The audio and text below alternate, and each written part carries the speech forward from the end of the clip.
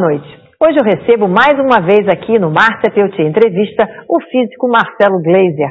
Na segunda parte dessa entrevista, a gente volta a conversar sobre os mistérios do espaço sideral, do cosmos e também sobre a possibilidade de vida em outros planetas. Um bom programa para você.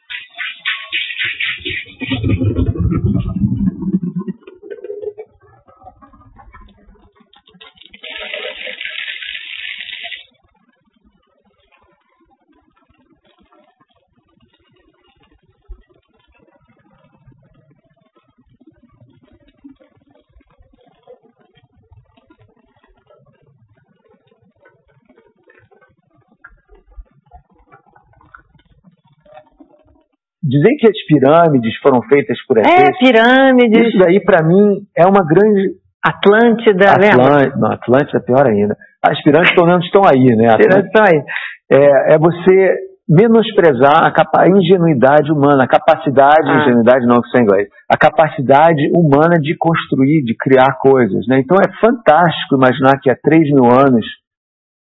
os egípcios e depois, mais tarde, os maias, os incas, conseguiram desenvolver uma tecnologia capaz de construir isso sem guindaste, sem máquina a vapor, sem eletricidade, nas costas, rolando tora, com corda e tal, e conseguiram. Não precisa de ET para fazer isso. Não, né? Tem razão, foi uma civilização então, incrível. É muito mais legal imaginar, puxa, como é criativo o bicho homem. Agora, você falou aquelas coisas, se o planeta não se implodir antes, né? Eu queria falar sobre a questão ambiental. Como é que você, como cientista, vê essa questão toda de aquecimento global? Você acha que isso realmente é drástico? Nós estamos vamos dizer, na virada de um problema muito maior que as pessoas não estão conscientes? Acho. Você tem duas... Antigamente não se falava, não se acreditava completamente que existia um aquecimento global. Não se acreditava, né? Não se acreditava. Não tem. Hoje em dia, eu acho que essa discussão já acabou. Eu acho que não há dúvida de que o planeta está se aquecendo aos poucos. É uma coisa lenta, gradual, e por isso as pessoas não ficam tão chocadas, né? Que o ser humano ele é muito bom em responder quando tem uma crise. Mas quando é uma coisa lenta, e depois também, né, vamos dizer, decisões políticas são feitas num prazo de tempo ligado com a próxima eleição, e não com décadas. Então, se a próxima eleição é em 2, 3, 4 anos, eu só vou tomar decisões, e esse negócio está se falando de um planejamento para daqui a décadas. Então, o que está acontecendo é que as pessoas não estão levando isso tão a sério quanto deveriam. Hoje, pelo menos, já se sabe que o aquecimento global está aí. A discussão que ainda existe, infelizmente, é se é ou não causada pelo homem. Pois é, outro dia eu estava lendo uma reportagem dizendo que naturalmente o planeta se aqueceria.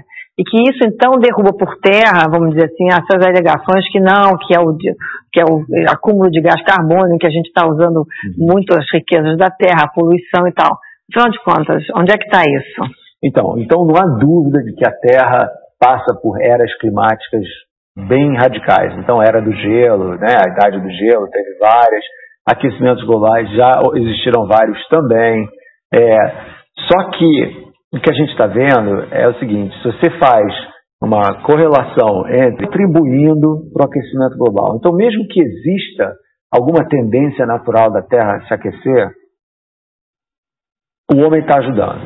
Está acelerando o processo. Está acelerando o processo. Tá? Então, se a gente tem interesse em deixar um planeta decente para os nossos netos, eu acho que a gente tem que se preocupar agora, seriamente, com isso. Né? Então me preocupa, por exemplo, o Brasil, que é um país que é muito sortudo com relação ao que ele tem. O Brasil tem muita água. E se fala muito de aquecimento global, se fala pouco de água. A água é o bem mais fundamental para a civilização. Claro. Sem água, a gente está perdido. Sabe quanto da água do planeta pode ser usada hoje em dia? 1%, 1,5%. O resto da água é ou salgada ou está congelada. Tá? E a água, ninguém se pergunta de onde veio a água, né? De onde veio a água? Pois é, de onde veio, Marcelo? A água aparece, de onde veio, Marcelo? A água veio do céu.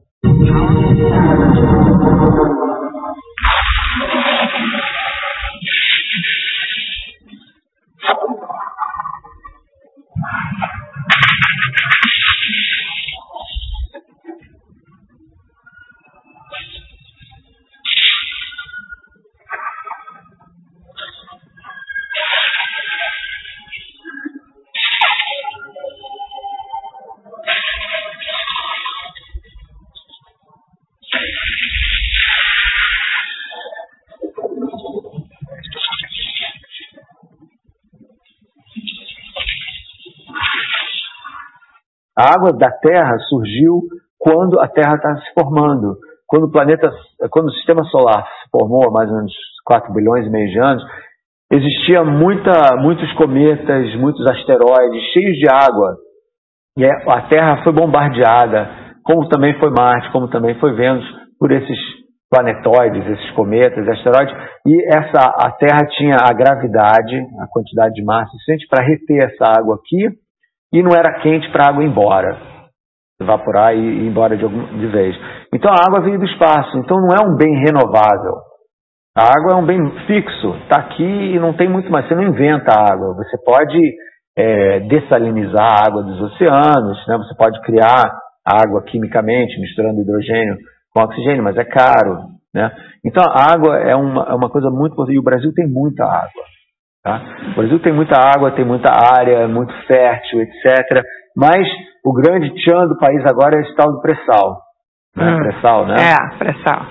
Que, tecnologicamente, é muito mais difícil de se chegar lá do que o que está acontecendo ali no BP, na plataforma no Golfo do México, né, da BP, né, da British Petroleum.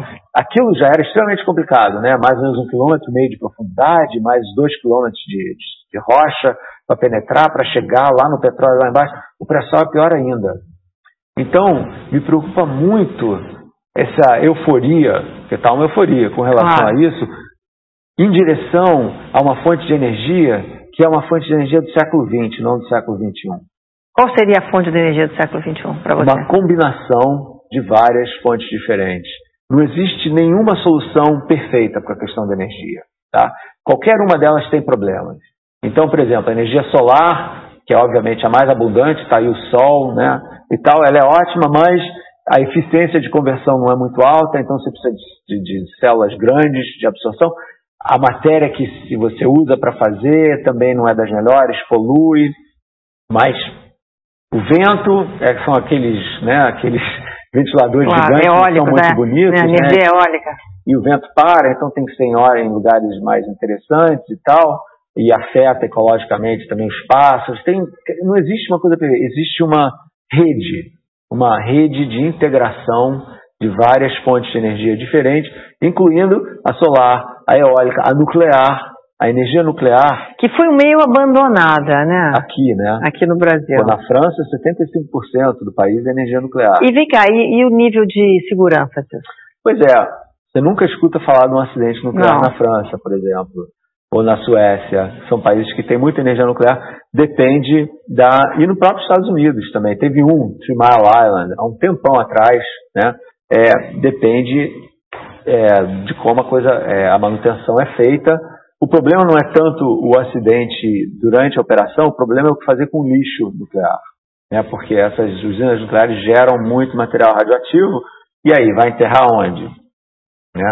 A tendência, às vezes, é jogar nos países mais pobres. Né? Pois é. Então, nos Estados Unidos teve uma discussão durante um tempão de onde colocar o lixo nuclear americano, aí acharam um lugar lá em Nevada, no deserto, uma cratera, um buracão profundo e tal. E depois de muito tempo resolveram não fazer lá, porque pode ter um terremoto, pode vazar para o lençol de água, você já viu, né? Então não tem uma solução perfeita. Não tem. Luiz, a gente vai ter que ir para o intervalo. No próximo bloco eu também queria saber, você tem um curso que você faz, Física para Poetas, né? Você dá uma aula sobre, e também sobre os seus livros, né? Tá bom? Voltamos já aqui com o Marcelo Gleiser, no Copacabana.